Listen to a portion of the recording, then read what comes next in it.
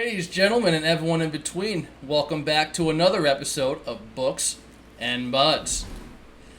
On today's episode, I'm going to be covering a book by Amy C. Beckinsale. She's a buddy of mine. She also writes for Rhetoric Askew Publishing. Now, she sent me an advanced review copy of her book, One Night Forever. It's on sale now. You can find it on Amazon, Nook, I think even Walmart she just announced the other day, so I'm pretty excited for her. I read it. I left her a nice review on Goodreads, on BookBub, and I went to leave one on Amazon, but then I discovered that I haven't spent enough money on there this year yet to be able to do so. So I'm going to buy a couple more books just so I can leave reviews for my friends. I love leaving reviews. I like supporting my fellow authors, and that's just the way it works. So you might have noticed that I'm trimming a little bit of grass right here. This is some sour bubble that we have going on. It's trim week, so I figured I'd kill two birds with one stone, make a little video, trim up some fine herb. This is one of our customers' favorites. They absolutely love the sour bubble, so we'll never get rid of it. Just never. So, I'm going to be discussing that book. Before we dive into it, I would like to invite you to kindly subscribe to this channel, leave a comment down below of a favorite book you'd like me to cover, and also share with your friends and like this video, please. We're not monetized, so any help we can get is surely appreciated. So, One Night Forever by Amy C. Beckinsale. I'll be leaving a link where you can find this book in the description below. Is a romance.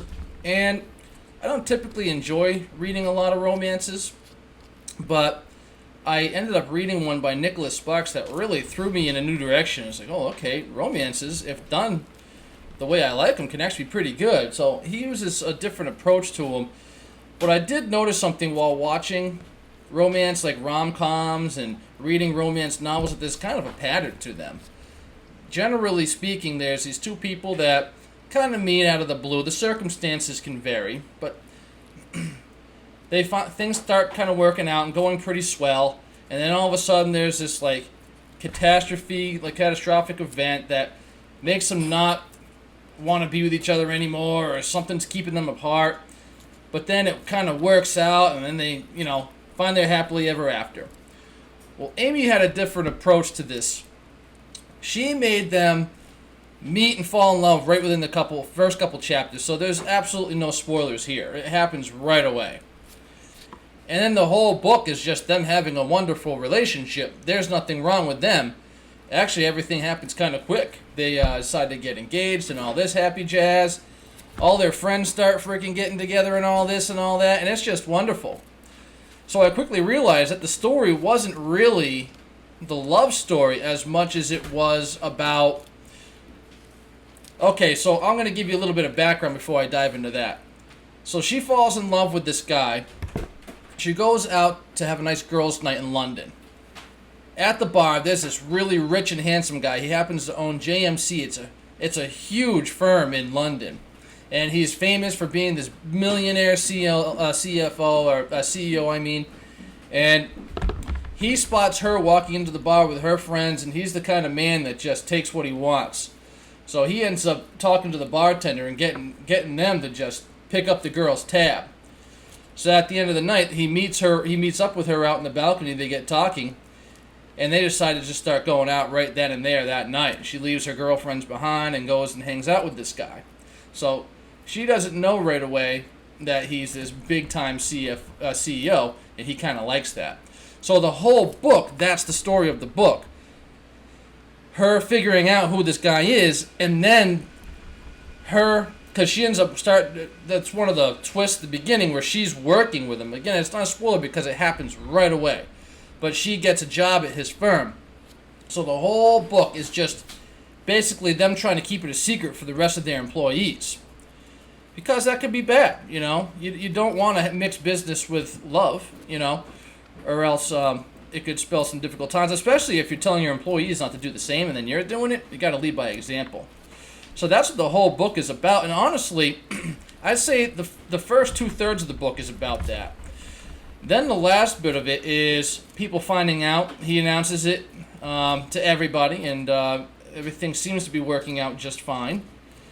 I don't want to give too much details about what led up to that.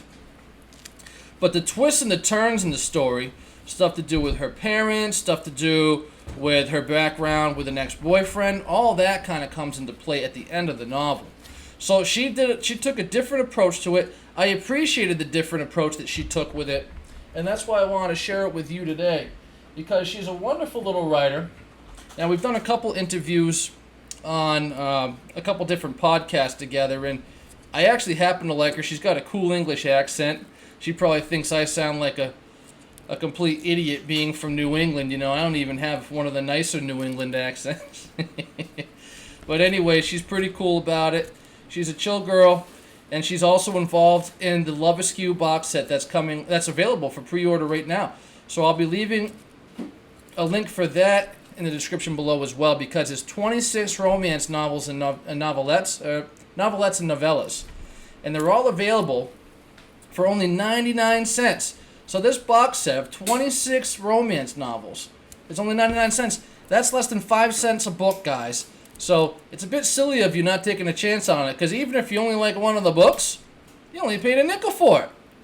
So anyways, give it a shot, guys. I'll be leaving a link for it in the description below. That's about it for today's video. I'm sorry if I didn't get too much depth for you, Amy, but I'm going to be leaving a nice 4-star review for you on Amazon as well. And I hope to God that your sales do awesome, because you're awesome.